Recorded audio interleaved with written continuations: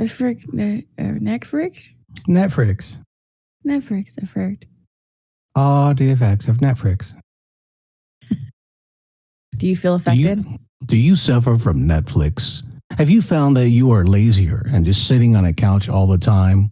Yes, do you I do. Constantly press continue watching? Then you may be affected by Netflix. Or are you chilling?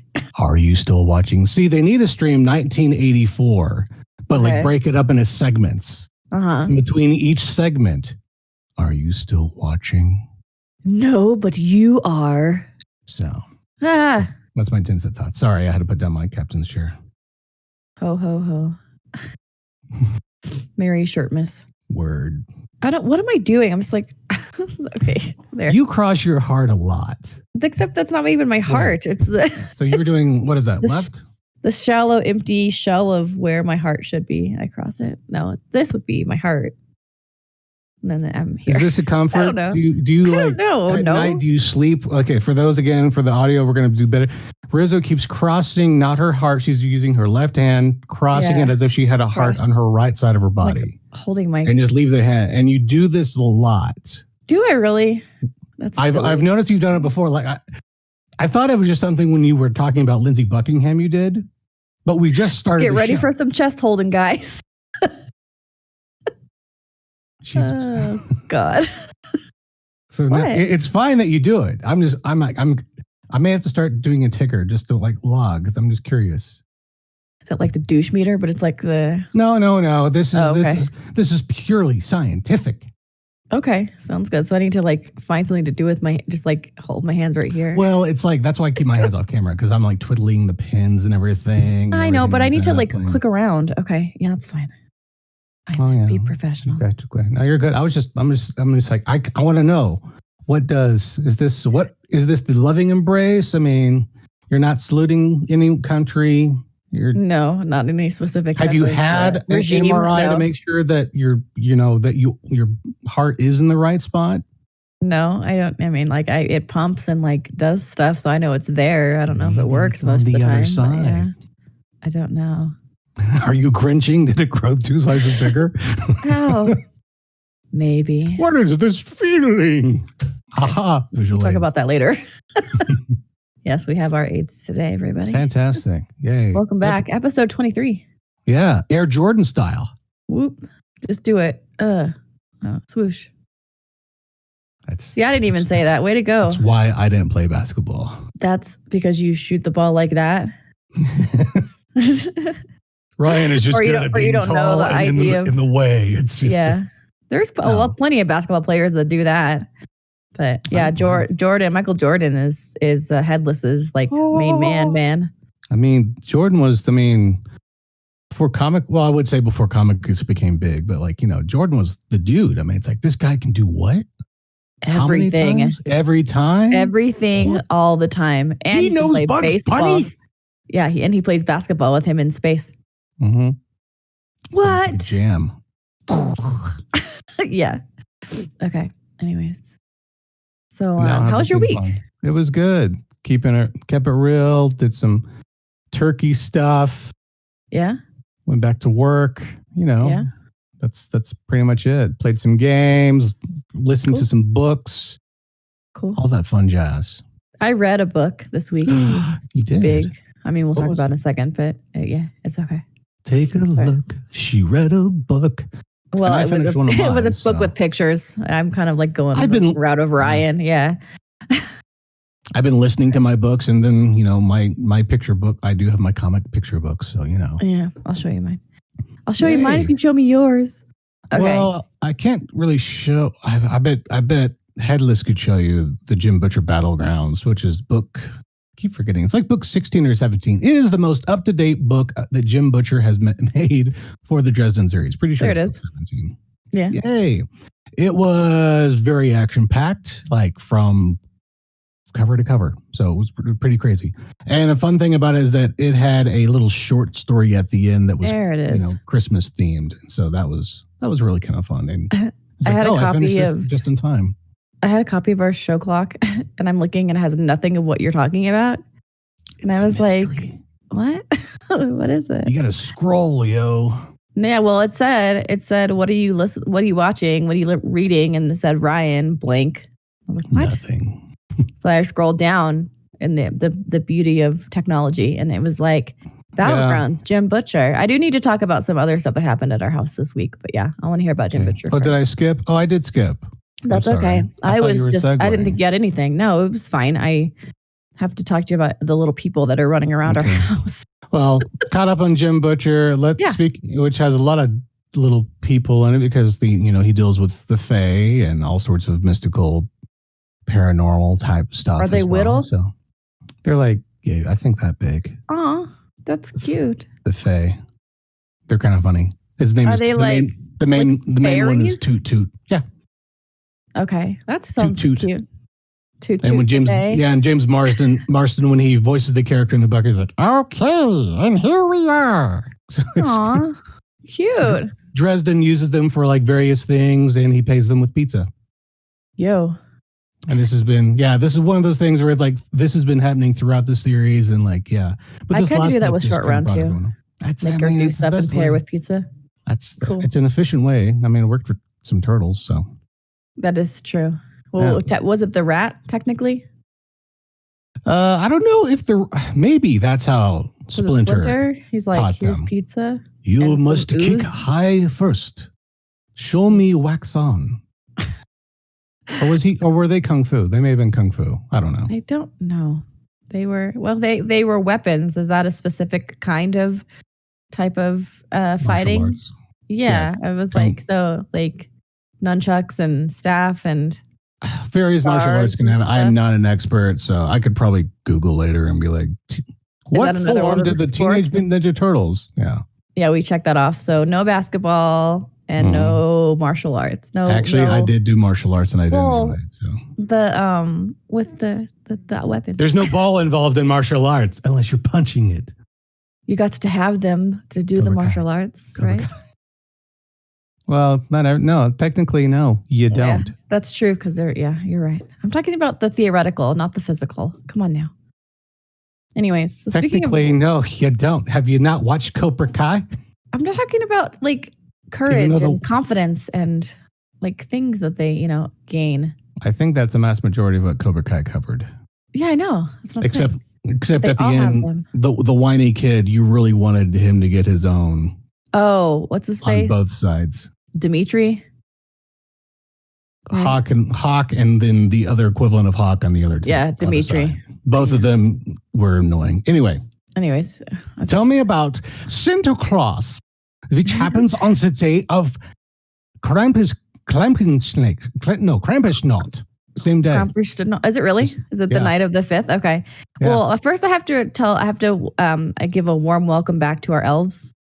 Because we have elves that share in the holiday season with Shortround, and their names are Elias and Ella, and they bring their reindeer Sven. So they've returned, and that's about it. Sven just craps all over the place, doesn't he? He doesn't even use a litter box. He just there's just like plops right in front of the toilet. Doesn't use it. It was like Merry Christmas. Yeah. Well, to be fair, that's how Shortround used the toilet for like the first couple of years of potty training. It's a gift from Santa Claus. Yeah. Anyway. Yeah. Oh, I said chocolates. Yeah. And so one of the things that Shortround is, in speaking about the holidays, has been doing like in her class is her teacher has taken them on a trip around the world to learn about like winter holidays, how they celebrate around the world. So it's been really neat. Yeah, it's been a lot of fun. And on Friday, they went to the Netherlands and learned about Sinterklaas and how on the 5th of December, like the night of the 5th of December, you put your shoes out by like a door or windowsill or like a fireplace. And then Sinterklaas will come and bring goodies to you. And this morning, she woke up, immediately ran into the room and woke me up and was like, let's go see if he's here. And she got all nervous. She's like, he's never been to our house before, so I'm not sure what to think. Yeah. And so we came downstairs, and sure enough, in her little shoes, there was candy and chocolate and little presents. And then the elves actually came over to scope it out. So they were hanging out, looking down at the stuff. And Sven was like sniffing the shoes. It was pretty good. So, yeah. Such a beautiful mental image of all that. So it's just it's just a bunch of reindeer random bumping things. into stuff and like little elves that are just hanging from stuff, but in the way constantly, kind of like the little dudes from Men in Black. Right. Yeah. So it's like kind of like our own little fae. Like we don't feed them in pizza. I mean, elves. But like, so yeah. Like it's the same diff. And so so I just have like a myriad of random little people running around my house right now. Okay. Well. Tis the season. Yes. Keep it rocking, yo. I know. Yeah. And we watched Home Alone yesterday. Classic. For the second time in Shortround's life. And the first time she was, she's very tenderhearted. I know you know this. Like she's very sweet about everything. And she, watches when Marv and Harry kind of, got what was coming to them. And, oh, those poor men. Every time something would happen, she'd say that. This time around, not so much. She's like, those guys are bad and they're trying to like rob Kevin's house. She did not have any sympathy for them this time around. Yeah, the fact that they kept coming back, I mean, that's their bad. I mean, I know. But then the fact that, he gets into like torture and whatnot.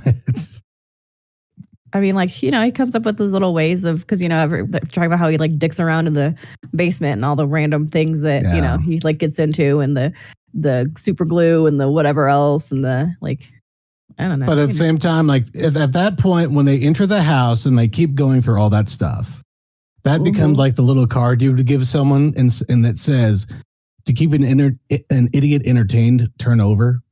Yeah. And then it says the same thing on the other side and they keep going. What? That's what happens to them.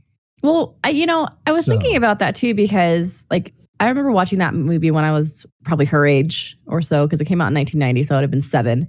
And I remember thinking that like the part where he was trying to get them out of the house and doing all the funny stuff was like the entirety of the show, of the movie. And it was, when in actuality, it was like 8 minutes of it, so the end. Anyways, but and then Marv said, well, this is we're on this block because of this house. And they just like keep coming back and like, but still, understand, like, don't be dumb. That one house on this full block that you've already hit up.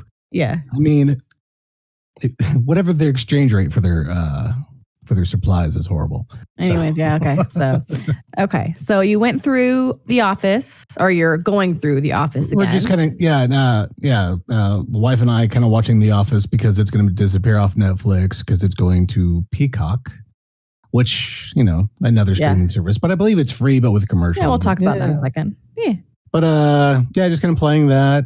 And we are still doing the podcast, the Office Ladies, but we've kind of, we've been busy. And then I've been playing some video games, and I've had this game for a while. And it's The Witcher 3, The Wild Hunt. It's been out for a good while. I've owned it for about a year and a half. There's Henry Cavill. There he is. Finally, hey, sort of. Yeah, sort of. This would be technically later. I just like picture the people, if I think about like the book or whatever, and then I see the movie or whatever it is, like I just immediately picture that person as that character, Yeah.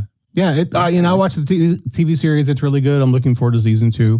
Yeah. And the game is really fun. I enjoy the mechanics. The story is pretty good.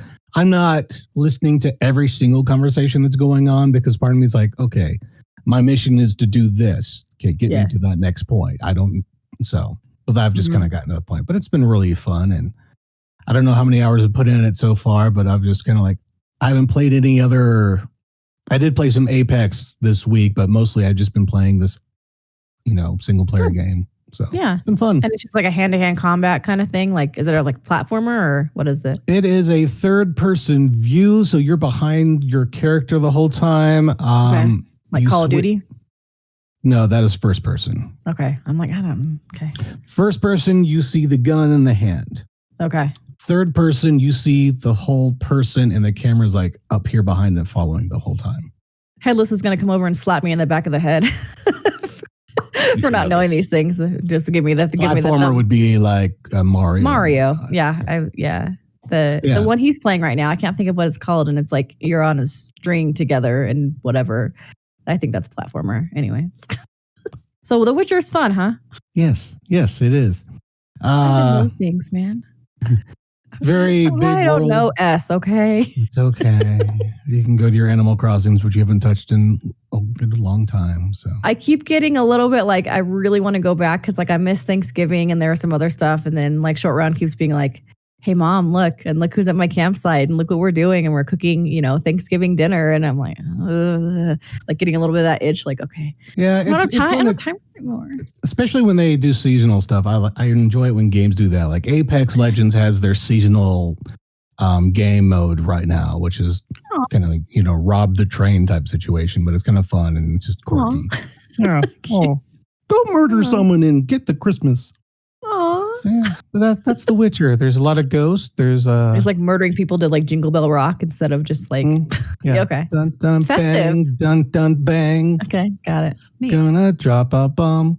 Cool. Oh. So yeah, that's I like what I've been doing. That's nice. I try.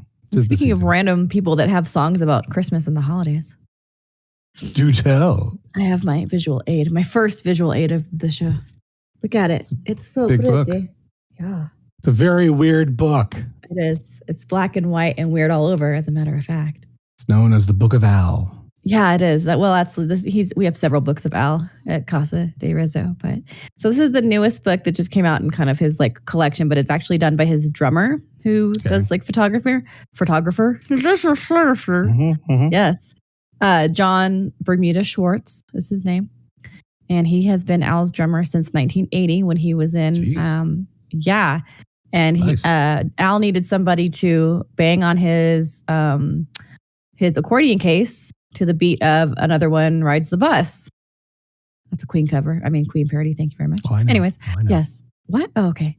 And anytime I can throw in Lindsey or Freddie, you know me. No one rides the bus. Hi. Anyways, yeah. And so he did that, and then there you go. And so black and white and weird all over is actually, and Headless got me, this is a nice little gift. It was sweet. I was going to buy it for him for Christmas, and he's like, I already bought that for you. I was like, oh, I forgot. But it was very nice. Nice little surprise. So it's, here, I'll just kind of open it up a little bit and show you. Just pictures of Weird Al and everyone throughout. But it was only in black and white. This is all black and white pictures. And it was only between 1983 and 1986. And so it covers the I Love Rocky Road, Ricky. I'm fat.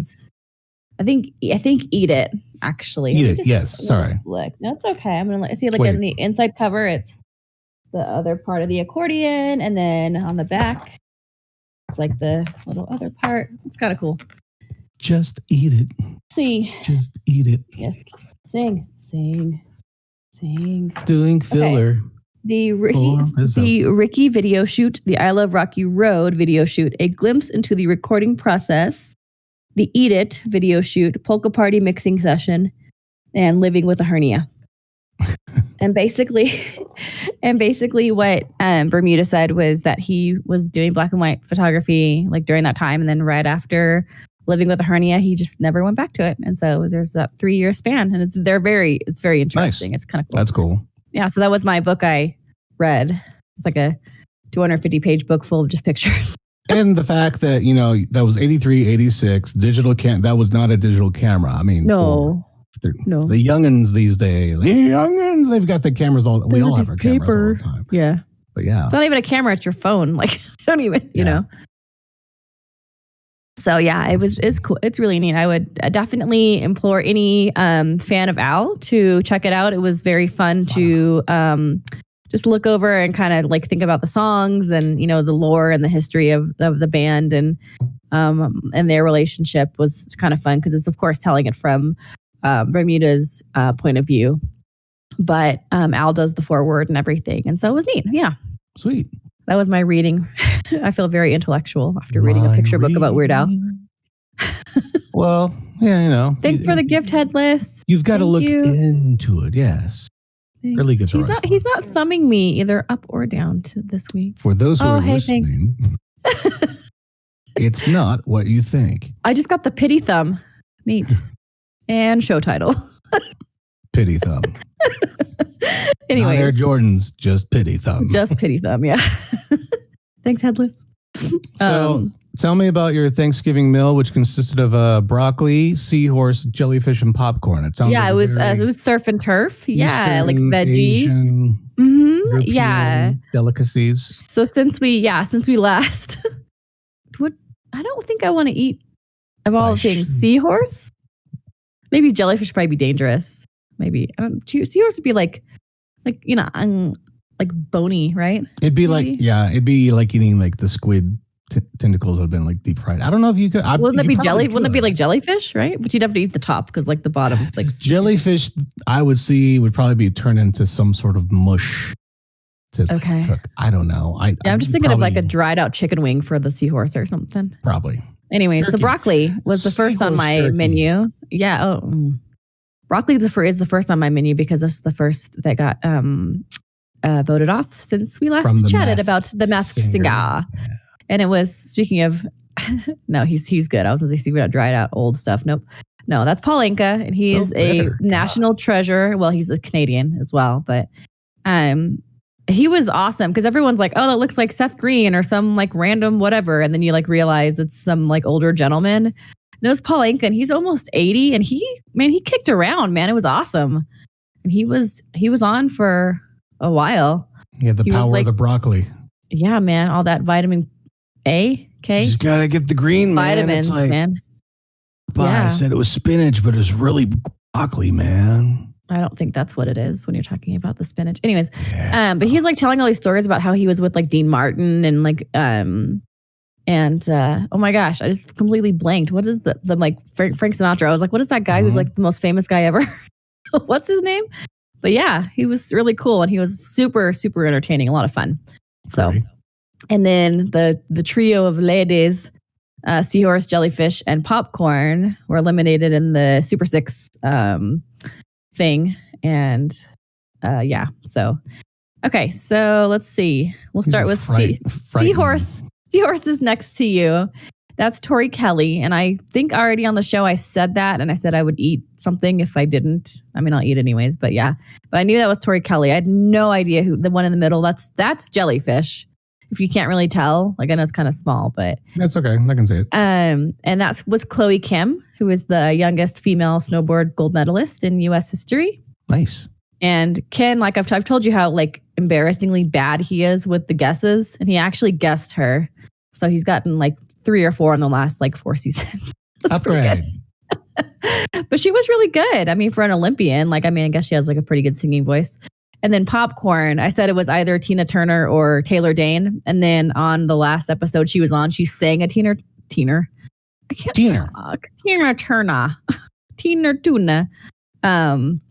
A Tina Turner song. So I was like, well, that would be a little meta for Tina Turner to be singing her own song. So I was like, it has to be Taylor Dane. And it was. And so it was fun. So popcorn, jellyfish, seahorse, broccoli, deuces. And a side of rice. Now we're down to the 3 for the finale, which is in 2 weeks. I know. I can't even. I don't know. And so the top 3 are mushroom, more food. Crocodile. I've had alligator before. I have crocodile. Nuts are good. Yeah. And then sun. I don't think I've ever eaten sun before. It'd be a little toasty. SON or SUN? SUN. How would they mask a sun? SON. I mean, guys, it's true. But anyways, yeah. So it's sun. Why would you mask anyone, period? For I don't know. That's true. Yeah. Because it was wildly popular in Asia, and the US has to copy it to make monies, I guess. Unless I don't know. You're like doing like, hey, once you win this, you're going to go on to work at an amusement park. Yeah, I mean, or that's where they were after they were popular, and then they went to Masked Singer, which they announced of season 5, by the way. And Craig Robinson, I know we talk about Craig here often, or not, well, every so often, and he was a panelist on the Super 6, nice. I was like episode, and they announced him, of course, officially as the host of the Masked Dancer, which starts in December, later December. So yay, go Craig! Yeah. Anyways, yeah. Well, fabulous. Yeah. Okay. And then I wanted to tell you, because this is after we talked last or a couple of weeks ago, we watched Over the Moon on Netflix. And have you heard of it before? Vaguely, probably. I saw it pop up on Netflix, and then you sent me a message via Discord, then something about tears. Oh my gosh. It seems like a polarizing type show, because either people are really enjoying it or really thinking it's like turderific. But we liked it quite a bit. Like, I mean, we have, like space and things and everything else, like in our Casa de Rizzo and whatnot. But so the story is the girl, and she she's with her parents, her mom dies, and then like her dad finds this like new lady, and she's trying to come to terms with like the grief and also like the new family. And then there's like a new little stepbrother that's kind of a pain in the ass that she's kind of dealing with. And then there's Cheng. That's like the smiling lady in the corner, kind of next to my head. Mm-hmm. There. Yeah, see her. Yep. Okay. So she's like the moon goddess, basically, that kind of had a similar grief thing as the main character. And so she goes to the moon. She makes a rocket and builds a rocket, goes to the moon, and with her bunny. And then her little brother, or her stepbrother, Chen, actually was in the rocket too. So she didn't like count for his weight. And so it didn't quite make it to the moon, but they get there anyways by some other forces. And then she meets. She had to sacrifice him, but he shouldn't have been on the ship to begin with. She made the calculations. Mm-hmm. Yeah. This is rocket science. And literally, and he's very good at ping pong. That's also another aside. And then she meets Gobi on the moon thing, who's actually voiced by Ken Jeong from Masked Singer. So there you go. Yeah, it was really sweet. Like, it had a lot of really good messages, and it was good. Poor Shortround, she was sitting there at the end of the movie, and she keeps looking at me. She has these little tears in her eyes, like not actually like crying, but she kind of just like has that like emotional connection, I will always check the rocket before I fly to the moon and make sure I don't have any dead weight. Right, exactly. Yeah, no, I think she thought, not that she like connected with it necessarily with like, that was like, now that she's watched this, she should watch The Martian. Similar story.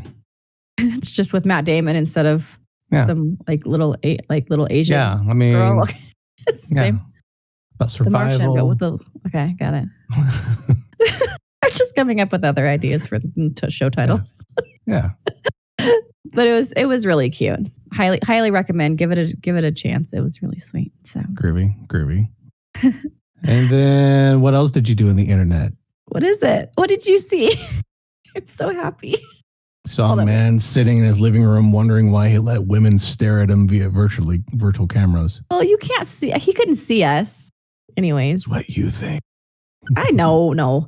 Google, close your eyes. The Lindsey concert that I've been waiting for some time happened last night. So I'm going to be cool about it. I'm not going to be a complete idiot. Cool. And it was really good. It was like 8 or 9 song set list, and just him in his home studio. And he had like a couple of acoustic electric guitars. So it was sort of like a double guitar thing that he made happen. And it was one of the things that was interesting during the show was he cut his finger. You could see he had cut his finger because he finger picks. He doesn't use a pick itself. And he actually then he drew a circle with the blood. He lighted some candles and summoned. Yeah, it was great. The guitarists of yore. By your energy watching him and a brief donation, we can save the world. That's the summoning spell. Yeah. Just like we had ours. Anyways. No, and he actually switched the finger he was using to strum on this one song, like mid-song. I was like, you're so good. Nice. Rock on. Yeah. And you're like, that's it. I'm out. It was good. And there was technical difficulties on the stream because whatever streaming he used, it cut out. And so I was a little bummed. So I sent I don't know if I sent you the show is over picture, and I was like, oh, the show's over. And then there was like halfway through it was like, the show will continue momentarily or whatever, shortly. Oh, I don't know. Come on. Technical. Yeah. I just thought it was over and you were in your lost world. It was like over. Yeah, it was over after there was technical difficulties. And so I was a little bummed. But there were a lot of people on the internet that were being bitchy about it. And it's like, okay, it's fine. Like we got to see him. It was good. On the internet? I know. And it's like people with similar mindsets of how much they love this guy. And then they're like bitching about everything. And I was like, okay, like we haven't been able to see him live. Like chill TF out, anyways. But I enjoyed it. I was just a little sad because I didn't, I wanted to see everything, but they released a like a full stream, which as soon as we're done with the show, I'm going to go watch it. Nice. Yeah. So anyways, that's cool. Once we're done, I'm going to go over here. I'm like, I'm ready to go. Once I'm done, I'm going to go play video games or something. Yeah. Usually when we're done with the show, I go back and I watch to critique myself, like grossly critique. But I'm going to grossly critique Lindsey for a little while. Over and over and over again.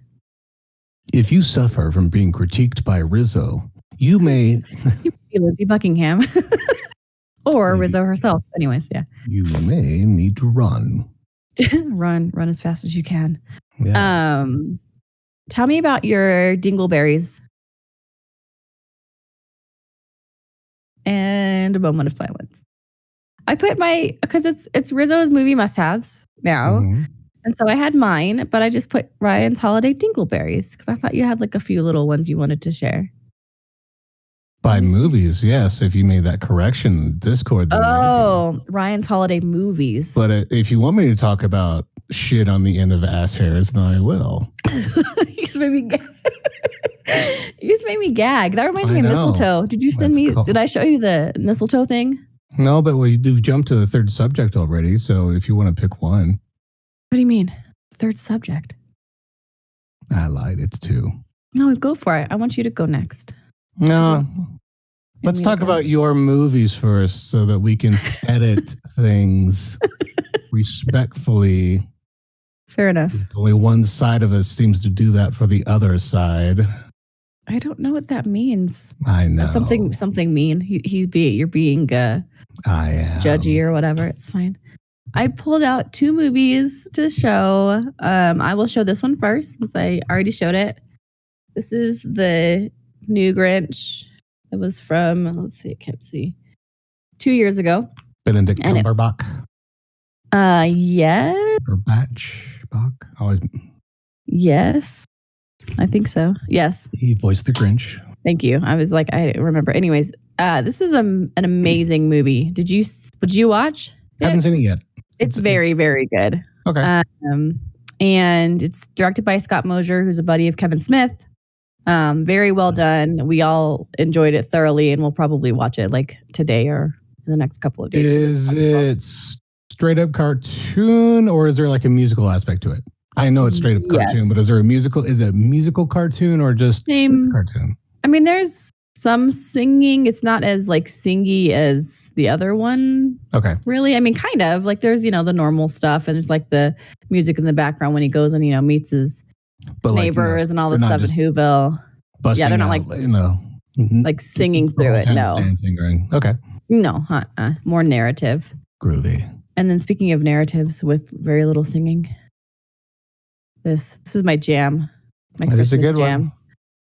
This is all thanks to Sir Rizzo, because I remember like when I was little and we watched this and I like didn't get it, and then I just kept watching it, and then it just would get funnier more and funnier. And more comes out. Yeah. The line, you can't even see the line though, can you, Russ? Anyways, and this is one of those like licky-mucky is the wise way. And so it says, I laughed myself silly. Christmas vacation jingled my bells. It does that sometimes. Thanks. Well, who's this? Pia Lindstrom. Anyways, it's one of those like I'll watch it anytime. It does not have to be Christmas. And actually, I haven't even watched it this season yet. And I'm a little disappointed because it is already 6 days into December, and I should have already watched it like at least 100 or 200 times. So I don't know if we watched anything Christmas related movie wise. We've come across a few on The Office just because that's what popped up. But I'm trying to think if we watched any. I don't think we have. We did. What was the one? Yeah, we just watched Home Alone, of course. And I'm trying to think of the one we watched. Oh, it was Over the Moon. I was like, what was the one we watched? Duh. Not Christmas. We're probably gonna watch Jingle Jangle as well.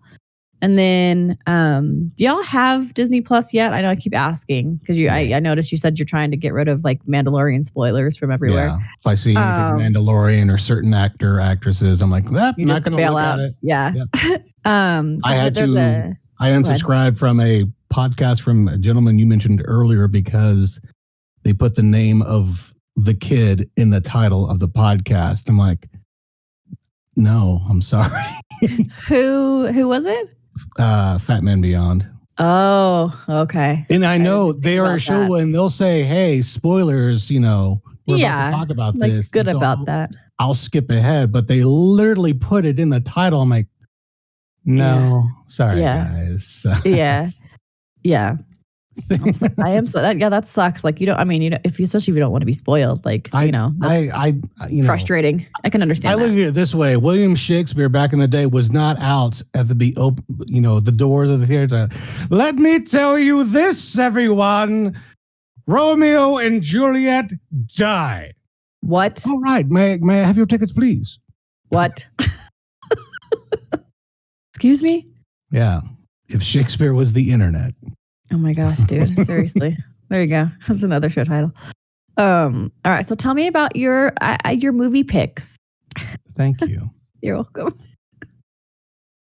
So we have an agreement. Hold on, wait. With our vacations combined, they're together. We are Captain Christmas. Yeah. I grew up. When did this come out? This is like 89. So yeah. Because I had it in my 5 movies. Yeah. I was 8 when it came out, so I've been watching this throughout my whole life. I like this one. Shit. God. I'm more used to this one than National Lampoon's European Vacation. Mm-hmm. Yeah. A lot of memories of this one. I mean, shitter is full. It's life. Another one that's been with me throughout life. Yeah. A Christmas Story. I used to hate it because TNT would play it way too much, but when we go over to Headless's grandparents for Christmas Eve, we used to do it where it was like a marathon over at their house for like 5 or 6 hours. This was like pre-kids and everything. Whenever they would just have it on the entire time. It's a great repeat background. Yeah. I mean, I can understand why TNT would play it 24 hours. Yeah, but yeah. Another favorite of mine, and all these movies. I should say, like the first one was Christmas Vacation, the second one was Christmas Story, and now I'm holding up A Muppet Christmas Carol. Oh, that's so sweet.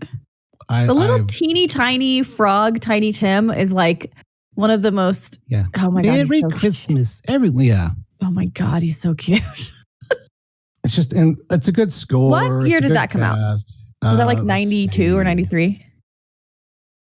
They always make the font so small on the back of the boxes. I need my glasses. You got to put your eyeballs in. I'm looking. Sorry. That's okay. I could look it up too while you're probably talking. 80 something. Anyways, okay. Yeah, so I'm gonna look that up. You do that in post. It's okay. You mentioned this. You mentioned this one, but it's really fun. I should use my other hand. There we go. Yes, use your other hand, Ryan. The combination Home Alone 1 and 2. Yeah, the Lost in New York was actually pretty fun too. I do like as far as sequels go. Maybe we'll give Shortround a try with that one and see what she thinks. You can say, hey, look, there's our president. Oh yeah, I forgot because he sees him in the whatever. Yeah, that's right. Yeah, that's right. I forgot. Yeah. He looks the same. And of course, I know everyone. Ho, ho, ho. I have a machine gun now. Or what is it? Is that right? No. It's Die Hard. Well, I know. I don't remember the exact line. Oh, okay. Well, anyways. I always think of Merry Christmas, mother. Merry. I mean, like he says it in there. So, it has to be, right? Yeah. Technically. I mean, it's at a Christmas party in the Nakatoma. Nakatoma. Yeah. I'm butchering it. I haven't watched it yet this year. That's why. Another one, of course. Elf. Oh my gosh. Yeah, that'll be on our watch list for sure. I love this movie. I have good memories watching it with my in-laws because they would play it every year for their kids. And so we kind of tradition. Yeah. And modern classic. This is one of those movies where I just want to go talk to Jon Favreau and be like, did you expect this to become as iconic as, Christmas Vacation or A Christmas Story? I mean, it's right. It's just like, did you even think, or are you just like, I'm going to write this fun story? So he's good at that, man, because he's Mando, man, right? Mando. Isn't he?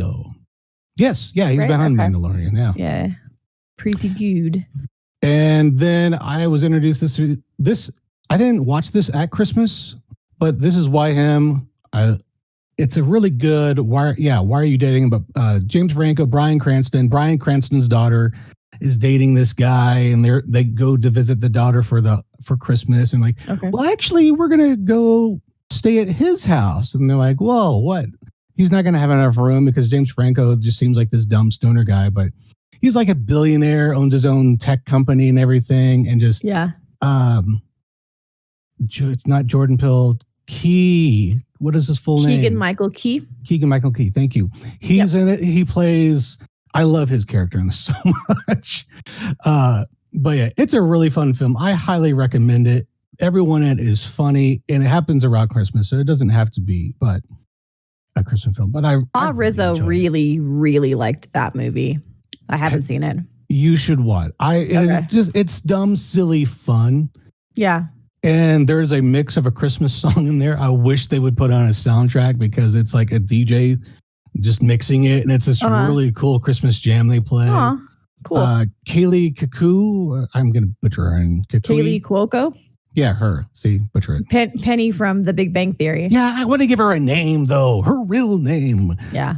But, she plays herself, but James Franco has a smart house. She's the voice of the house. Okay. And she's like, yeah, it's me. They gave me a lot of money, so I'm doing this. Okay. Right on. So yeah, done fun film. Cool. So those are some of my picks. I bought all these last year because the streaming services are pretty awesome. Yeah. But if you're looking for something at the right time of year, it doesn't seem to happen. Like Home Alone seems to be out. Like I would see Home Alone in June. I'm like, guys, can you put it off for 6 more months? Or at least like middle of November. Yeah. Can you get us closer to it? Yeah. Or then, they'll start the 12 days of Christmas and stop. It's like, I'll just buy the movies I want, discover new ones on the streaming services as they come out and whatnot. And Noel's one you should give a chance if you end up getting Disney Plus at some point. It's really, really good. It's Bill Hader and Anna Kendrick. Like Bill Hader. Yeah, you would like it a lot. I do like Anna Kendrick as well. It'd be like if you and I were siblings and we were the offspring of Santa Claus. It's like basically the premise of how that movie goes. Interesting. All right. That sounds yeah, it's good. Chaotic. Yes, exactly. But lovely and heartwarming and, a sweet message. Aww. I don't own it yet, but like Ernest Saves Christmas. I like to watch that. Yeah. There is also, it is not the Tim Allen Santa Claus movie, but there is a movie called The Santa Claus Movie. Okay. That came out in early 80s. Mm-hmm. Has like Dudley Moore in it and everything, and a young John Lithgow. Okay. But it's like the origin of Santa Claus, and then how he gives out toys, and then how one of his elves like, "Here, Santa, we could, make a." I just went blank now. You've infected me. An assembly line and get these toys out faster. And Santa's like, "No, you can't do that." So he goes and works for the money-grabbing CEO of a company who happens to be John Lithgow. Very 80s. So the evil CEO. It's kind of. I don't think it holds up, but it's just dumb classic fun because I watched it as a child. So nice. I got to track that one down. In fact, I'm going to look up the year. All right. And while you're doing that, we should take a break. And we're back. Okay, so there we go. Google. Yes. So you type in the Santa Claus and it brings up the Tim Allen ones, but so you have to dig deeper. Or do the Santa Claus John Lithgow or something. That's a good thing. Yeah. Good. Thanks. It's almost like you know how to Google. Sometimes. For those of you listening, I just gave Rizzo a look. I wasn't even watching because I have my other screen up. Whoops, so that it's in the way. It's not even in the way of the thing. There we go. I was incorrect in the pronunciation. It's Santa Claus, the movie. There's no Santa E on Claus. The 1985 British American Christmas film. Dudley Moore, John Lithgow, David Huddleston. Okay. It got a whopping 20% on Rotten Tomatoes. Way to go. Classic. All right. Who's that? Miscellaneous. Burgess Meredith.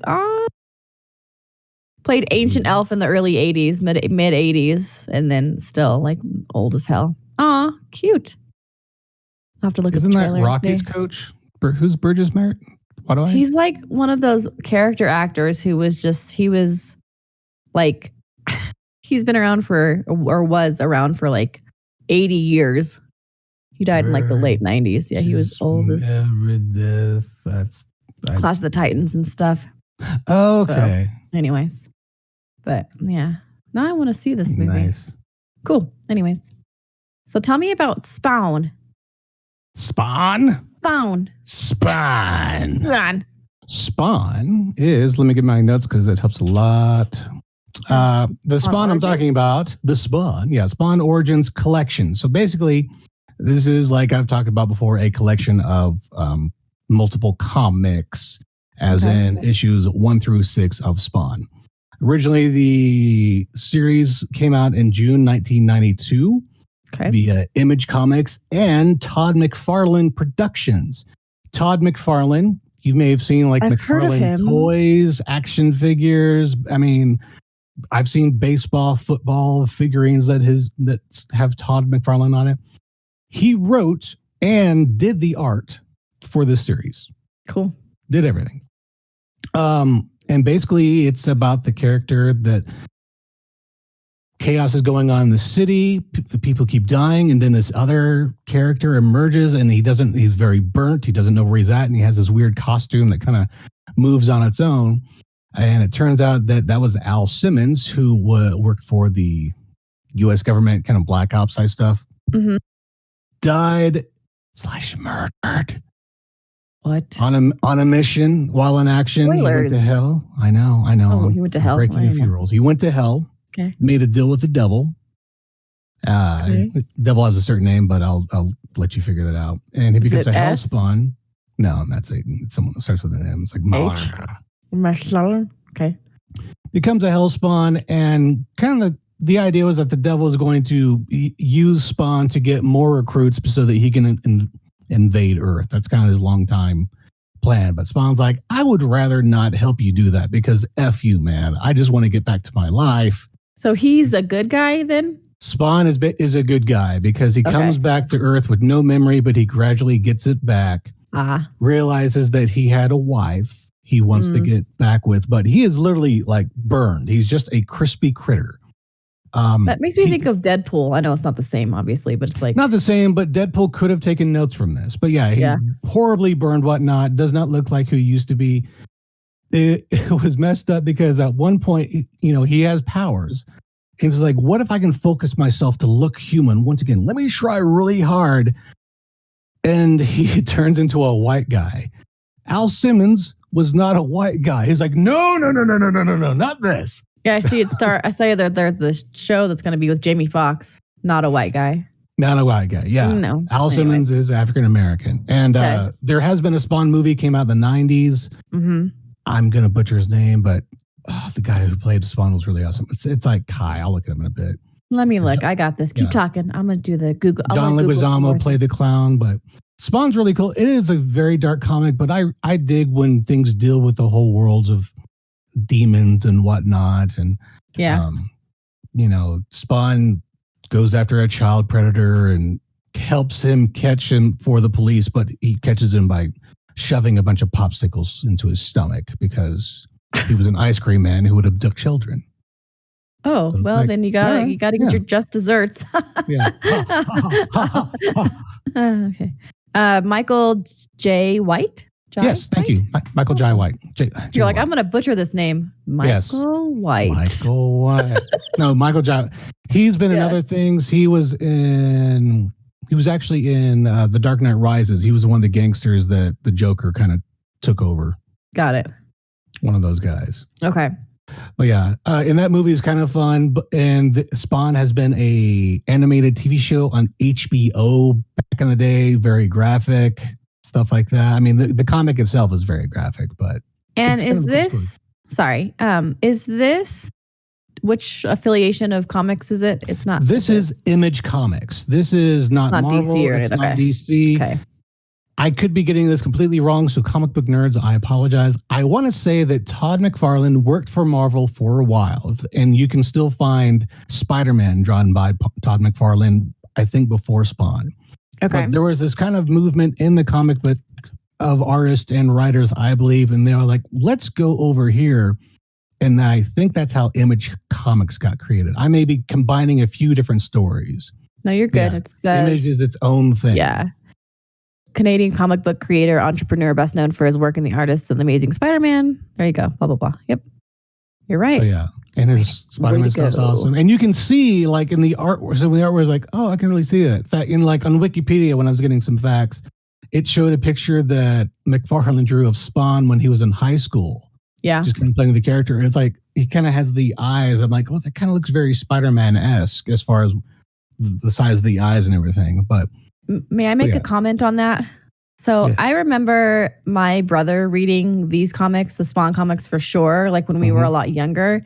And what is the name of, okay, does have a point. What's the name of Spider-Man's like alter ego, like the bad guy? No, not Venom? Yes, Venom. I always got Venom and Spawn like confused because I was like, is he good? Like I couldn't remember. Yeah, Venom and Spawn. I always got them confused. They're both super popular. Yeah, very popular. Venom has the living skin. Okay. Eddie Brock. Yeah, Eddie Brock has the living Spider-Man skin. Okay. Spawn has the cape and everything, which is living and whatnot. In fact, I'm currently working on volume 2. And Spawn's homeless. He lives with a bunch of homeless guys in an alley. And so there's a scene where they're all just sitting around drinking, and a guy puts on Spawn's mask and it tries to suffocate him. Oh, geez.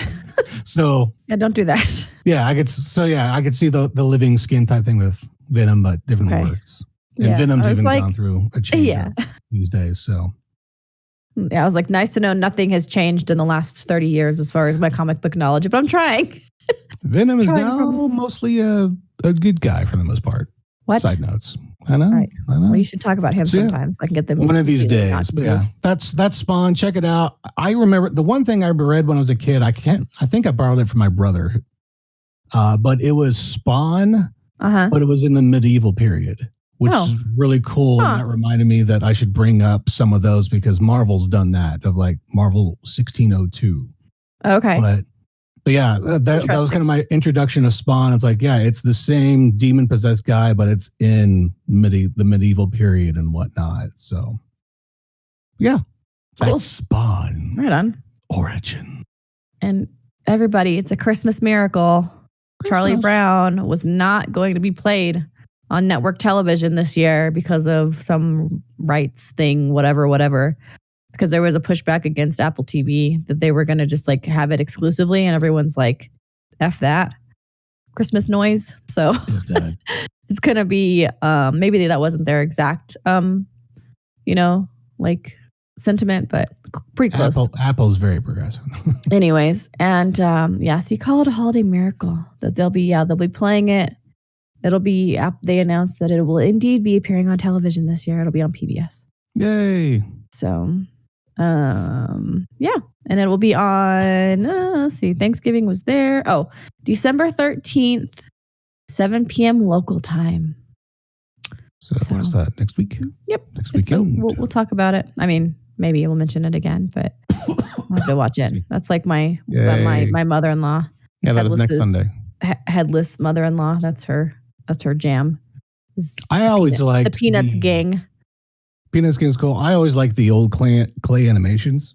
Okay. Of like Rudolph and whatnot. Mm-hmm. But then Mad TV came in the late 90s. Ruined and it. then they made it better because they did the clay animation, but like mixed with, I think it was The Godfather. So not exactly the same thing. The elf waking up with a reindeer head at the bottom of his bed. Yeah, that's good. I like that's funny. Using the abominable snowman as a hitman or something like that. Celebrity deathmatch, Christmas. Yeah. Anyway, and side note, Burgess Meredith was Rocky's coach. I was thinking of the right I'm like, I figured you would know. Come on, Rock. You gotta do this, Rock. That's like another thing because that's Headless's. And the Penguin. That's the Nacho. That's his buddy. That's like one of his favorite movies too. Sorry, like all these random people today. The nachos. Anyways, the nachos. Now I'm hungry for lunch. Okay, so tell me about being dangerous. Because I was like, let's get dangerous. I forgot the theme song. I was going to be clever, but I couldn't. I am the gum that sticks to your shoe. That's all I got. But yeah, Darkwing Duck. I watched it as a kid, and Disney Plus is rebooting it. Excited. It's not their first time to reboot something, but they did reboot the DuckTales series, which I really enjoyed, especially since you have David Tennant, who was an actual Scotsman, playing Scrooge McDuck. Yeah. So. How did you watch it? Oh, on your trial? Cable. Oh, well, I thought it was on Disney Plus. Oh, no, on Disney Channel. Okay. Yeah, Disney reboot. Okay, never mind. Yeah. Darkwing Duck will probably be strict to Disney Plus. But yeah, before Disney Plus existed, they rebooted the DuckTales.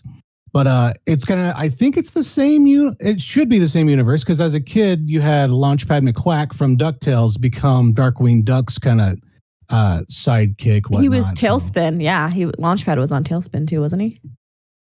Or which was the one? Well, no, but what was his engineer guy? Launchpad McQuack. Maybe not. Now I gotta look. Let me Google it. Tailspin was a bunch of Jungle Book characters. Yeah. What was repurposed. The name of what was the name? What was his name? Okay, keep talking. Yeah, I gotta look. I'm looking forward to Darkwing. I always thought it was because I grew up. That was around. I came out a little bit after, Batman the movie. I don't know what I'm thinking. It's cool. There's just only if there was one or two Disney things, but there's a lot. And they've repurposed a lot. Because like I was saying, Tailspin was literally the characters from Jungle Book, but all of a sudden Baloo can fly. Yeah, he has like a seaplane. Shere Khan was just a almost gangster character, I think. Some random guy. Yep. Yeah. It was a part of my.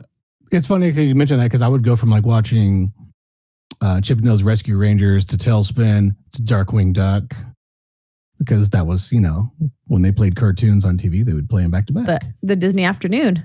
Yeah. That was like Gummy Bears and DuckTales and all those. And yeah. Yeah. Just go from one day there. So looking forward to seeing that. And I need to, that's one thing when I do get Disney Plus, even if we do a month, I'll probably just have DuckTales go on in the background, because a lot of great voice acting. Ben Schwartz is, I'm going to get Huey, I think. Yeah, but, Kate McCucci's in it too. Kate McCucci is fantastic. She's their little tag along friend. She's the maid's granddaughter, I believe. Webby Vanderquack or Webby something. Yeah, okay. I remember watching that show a few times, because I would record it on the DVR, and mindlessness in the background, and Launchpad would say something, and I remember just cracking up because it's just so zany, and the guy delivers it so well, and so really enjoyed it. But yay, cartoons. I'm an adult. Nice. There's nothing wrong with that. I was stop talking about cartoons. Tell me about adults in high school. we're talking about, this is an actual TV show that's not cartoons, but this is definitely something from the 90s that was also rebooted, because that's what's out right now. Saved by the Bell reboot is out again. And so I was going to talk about it as something that I was watching, but then I decided to throw it into entertainment news because of the thing that you and I were talking about before with Lark Voorhees and Dustin Diamond, how they were not really in the show. Lark Voorhees, who was Lisa Turtle, is going to be back in the show at some point. But what was it they said? They said Dustin Diamond will not star in the reboot because he has adult issues after his arrest, which was for that shank he had or whatever, his knife thing. But that's post sex tape stuff and it's whatever not else. Just a sex tape. He was a porn star. Porn star. I don't know. It was a body double. If you read the article, he specifies it was a body double and it wasn't him. No, likely story. Screech. Anyway. So I haven't read the story about a supposed sex tape with. It's in the one Diamond. I did. Yeah, it's in there. But back in the early 2000s, when he was on Celebrity Show on VH1, whatever it's called, the house, Diet Challenge, Celebrity Diet Challenge, or something like that. Okay, he was on that one. Okay, he is a porn star. I mean, and they gave him. Don't Google that. I'm not Googling Dustin Diamond porn star. Don't Shortround's going to come down with her Pringles, trying to figure out what the hell's going on. Oh, Lord. Okay. Yeah, he worked in the adult film industry for a good while. So if he had a sex tape... Yeah, I really don't want to click through. It's pretty bad when your picture on the internet is literally your mugshot. It's like Dustin Diamond, American actor. Not a bad picture. It is a mugshot. It's not a bad picture, though. I mean, not really. No. Yeah. Anyway. So in Lark, it's because of medical reasons, correct? Yeah, but she's actually going to be back because she had some. It's like mental health, like schizophrenia type things. And this is not just saying anything like bad about her. It's just clinical. Yeah. Chemicals in the brain are weird. Yeah. Yeah. Yeah. I don't want to click on any of the links. I just got to the landing page for him, and he had a career after Saved by Belle, and he just showed more than. It's like the exact opposite of what you would think the character Screech would go for, which may in the back of his head may be like, I don't want to be identified as Screech anymore. Making up for lost time or something. I don't know. Anyway, I mean, I don't know how you would do that. Okay. But apparently he's shanking people now in different ways. So, some sort of specific poking device that's not getting him in jail. Well, that's not for the show. Anyway, so I wanted to actually talk to you about Saved by the Bell, which is the new reboot. And Zach Morris, of course, is the governor of California, as you do. Right. Married to Kelly, of course. And then they have a son named Mac Morris.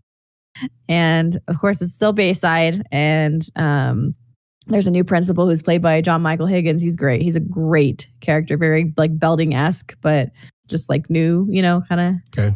And basically there's like a budget crisis in California. And so he shuts down all of the high schools that are like low income schools. But then to kind of take care of that situation, the low income students go to the different, more affluent schools. And that's where the show takes off. And it's been very fun to watch. It has a lot of that kind of nostalgia with it. I mean, like there's still the Macs and everything that they go to for their burgers and whatever. And right. The different characters. And it's been a lot of fun. I think I'm 6 or 7 episodes into the first, it's 10 episodes in the first season. So I'm excited to see like Jessie Spano is still back. She's the counselor at Bayside. And then Slater is back as the football coach. So yeah, it's been fun. And that's on, where are you watching that at? Peacock. Okay. Yeah. And the theme song is horrible. Sorry, theme song people. It's terrible. Same words, different style, or yes, okay. It's, I mean, basically the same lyrics. There's like a little bit of tweaking here and there, but it's the same idea. And you should just listen to it. It's terrible. Anyways, yeah, fun show. It's good. It has like I'm looking at IMDb and it has like a 4.5 of like 10 stars. Not great, but still fun for the nostalgia, effect. And sometimes you just need mindless on in the background. It's representation wise, it's great. There's actually a trans actor who's in it, and this is like her first big role, which is kind of cool.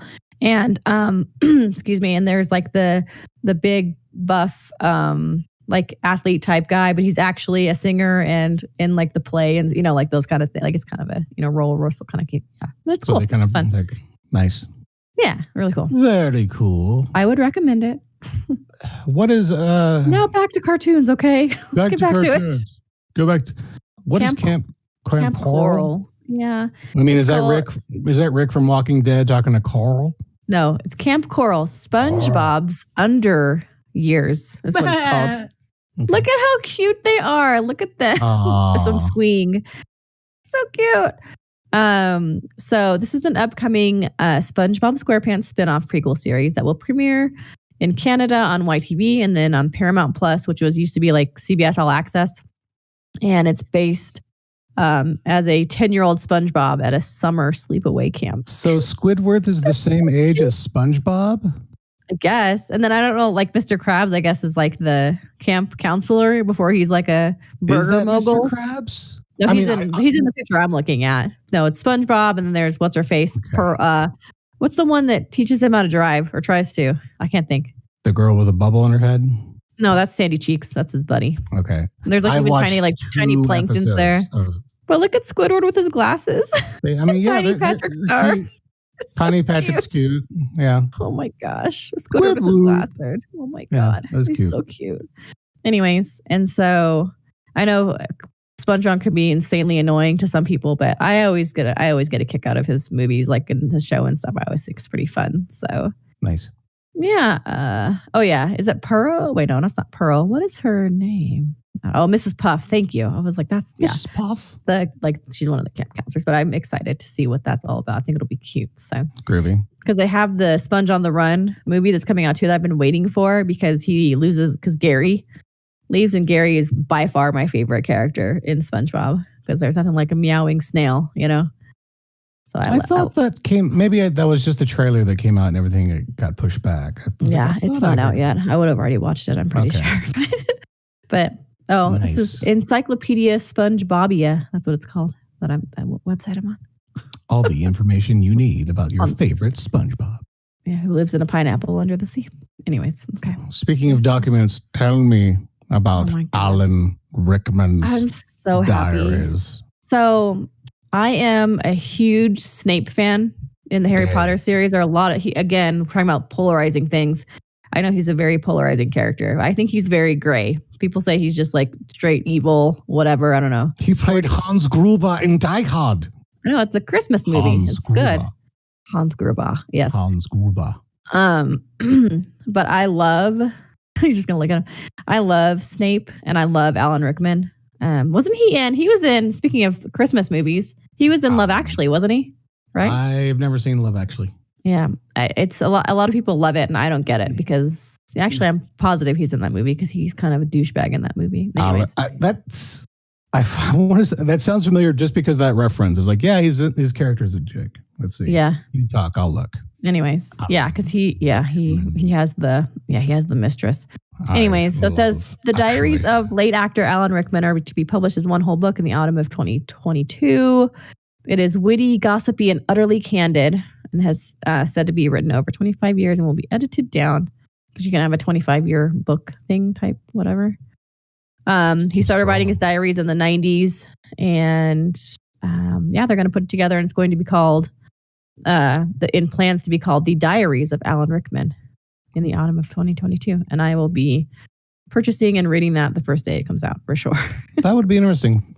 I'm so excited. Hear about his life and acting and just life in general. So yeah, I mean, and you might be able to get a little bit of history on whatever it was because I know it said he's been writing it said 25 years, but he passed away, of course, a few years back. But when did he pass away? It was a while ago. It was a few years. It was 5, 6. Now I want to look again. But yeah, it would just be Well, that sounds really cool because I listened to I forget which podcast it was or interview, it's not his real name, but the actor who played Neville in Harry Potter. Yeah, I know who you're talking about. He went into Broadway because apparently on set Rickman was just really good about talking about where are you going to go from here? What are you going to do? And Matthew Lewis. Yeah, so he went on to do some Broadway type work, and he got to the stage and he said in the interview, "I sucked, but I learned how to do it." So yeah, that's cool. Good. And Rickman kind of sitting down with these kids, think about this. I mean, don't just so that sounded really cool as a cool mentoring. Especially from that dude, I know it was that's amazing. So. Yeah, Snape giving Neville some ideas for life, the things you never thought would happen. Yeah, because he kind of gets. I mean, he doesn't play. You are correct. He is in the Love Actually. He looks like a douche. Yeah, he was. But he has a tendency of playing because he was the evil prince. He was the sheriff of Nottingham in Robin Hood. Robin Hood, Prince of Thieves. Okay. Let's see. He always kind of played a jerk, except in even Harry Potter, he was the jerk, but then there's things you find out he's not. I don't know. I think he's gray. I don't think it's black and white for him. I don't think it ever was for him, but I think he's a great actor. He's got range. Yeah, he's so good. Anyways, yeah, and he died really January of 2016. So yeah, it's coming up on 5 years. It was January 14th, 2016. Oh, sweet Alan, and I can't wait to read your diaries. It'll be good. You know me. I love a good nonfiction, especially if it has pictures. Sorry, I'm looking over at my black and white and weird all over. Staring at you. Weird Al over. Wait, what? Anyways. So tell me, what is this Netflix effect you sent to me, which I agree with because I've kind of seen this, but apparently Queen's Gambit is having some sort of effect on society. Okay, so I haven't seen it yet. I will watch it at some point, but this came from Income Fact, and it's called the Netflix effect. So I'm just going to read these little bulleted points and just kind of get the idea of what this is. It's kind of fun. So October 23rd, 2020. So what is that? 6 weeks, 5.5 weeks, give or take, right? Something like that. Is when Queen's Gambit debuted on Netflix, right? Yep. And then it says that to date, according to what we know, whatever they have, it's 62 million households have watched the show. And then on eBay, inquiries for chess sets are up 250%, which is like almost 4 times, right? Because if it's 100% more, it's twice, and And then the Google search queries for how to play chess has hit an all-time high from 9 years. I was one of them. And then the original novel, The Queen's Gambit, is now a New York Times bestseller 37 years after its release. Nice. I hope to be a bestseller 37 years after my release. That would be this year anyways. And then the number of new players on chess.com has increased 5 times. By one release 5 weeks ago. Like freaking ridiculous, right? I mean, it's cool. Like it's super awesome. But especially because chess is it is a difficult game, but once you figure out how to play it, it's kind of fun. Mm-hmm. And then like that website, chess.com, I mean, I Googled because I was like, at first, like, how do I move? I can't remember where every different character gets to move. Yeah. Piece. Thank you. Yeah. So I started there, and then I ended up at chess.com. I was like, oh, I can play this without having to download an app on my phone. Yeah. Okay, cool. So I just been playing as a guest, but at our Thanksgiving gathering, my brother asked his son, is like, I saw you were playing against some humans on chess.com the other day. So have you gotten any better at it? So they've started playing. So cool. It's kind of a cool thing. But yeah. Right on. And again, really good show. Really good show. Yeah. We need to. Headless, do you want to watch that? Okay, I got the thumbs up. Cool. All right. So we'll give it a try. We're finishing up Scrubs med school. We only have like 2 or 3 episodes left, and then we went through the entire Scrubs series. Maybe we'll move to that. I knew this. I mean, the wife and I both latched onto the show, but there is a scene. I don't know what that was. A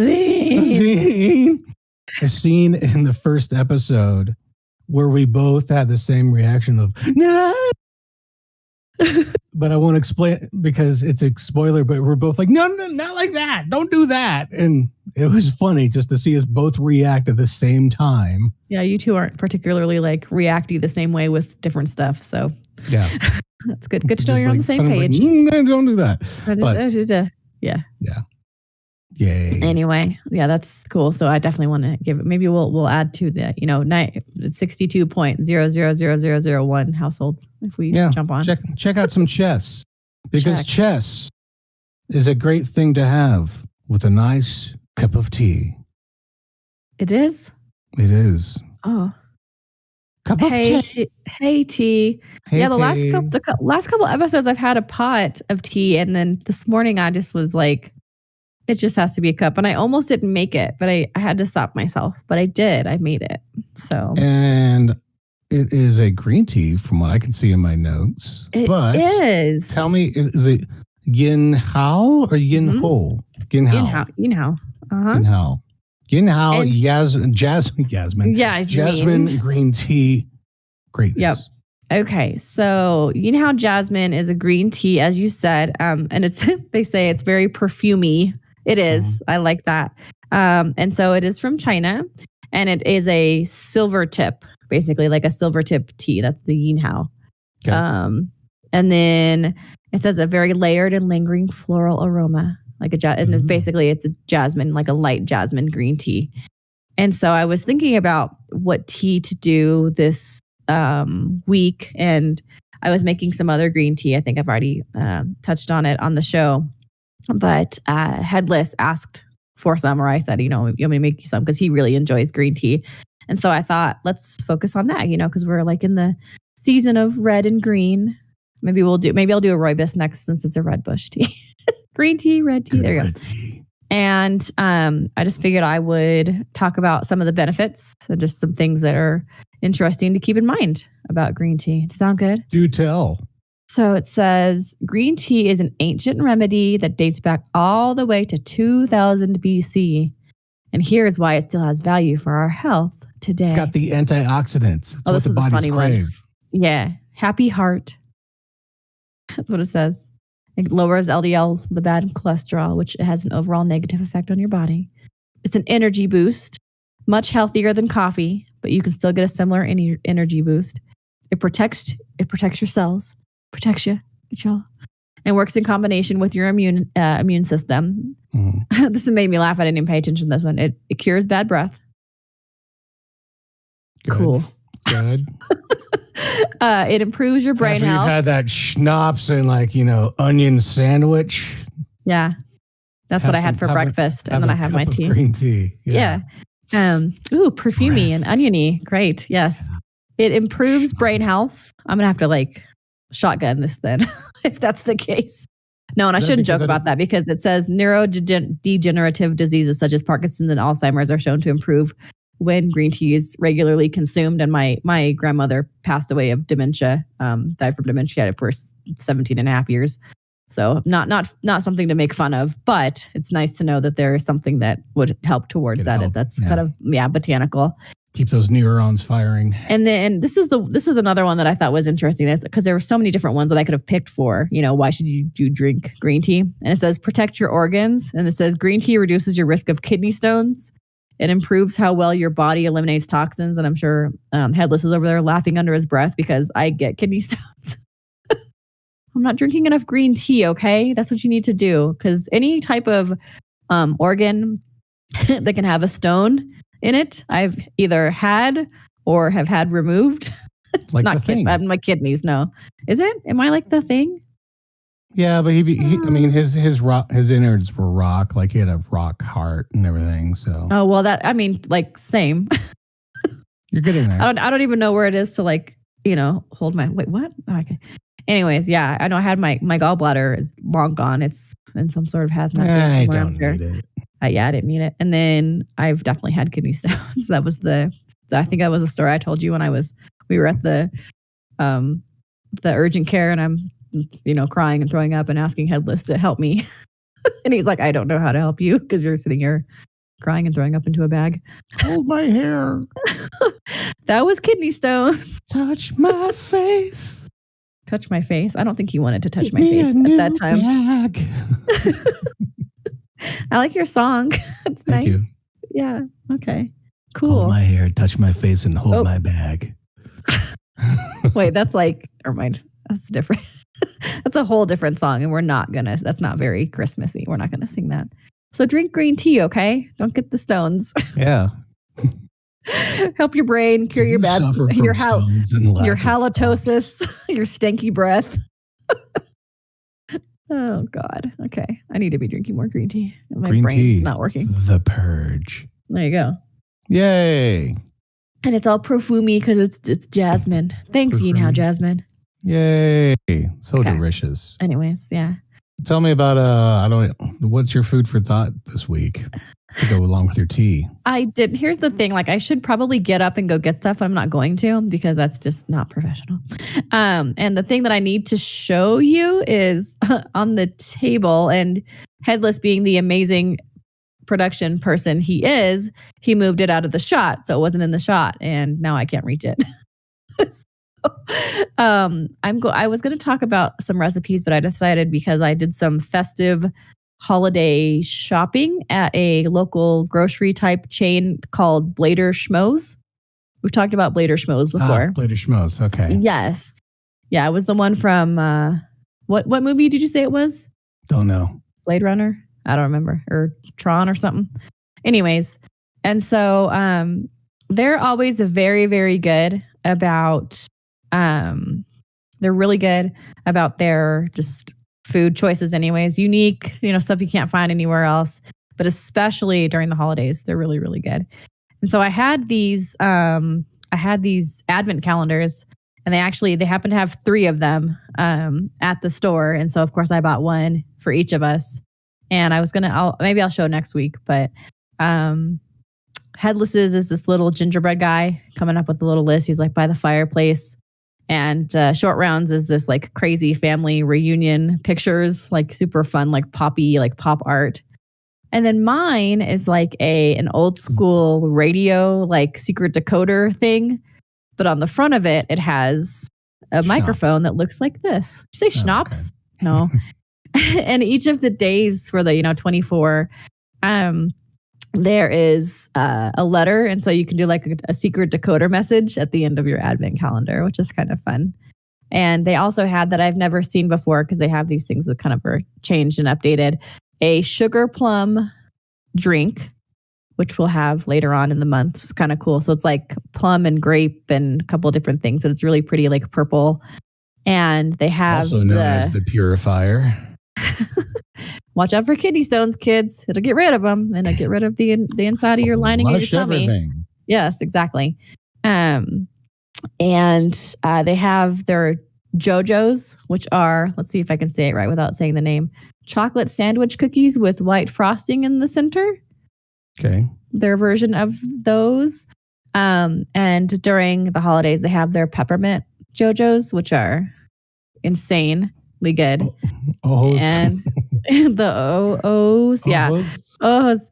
And to kind of Oleos. The Oleos. Oh, the Oleos. I'm talking about bad. Yeah, that's like bad cholesterol again.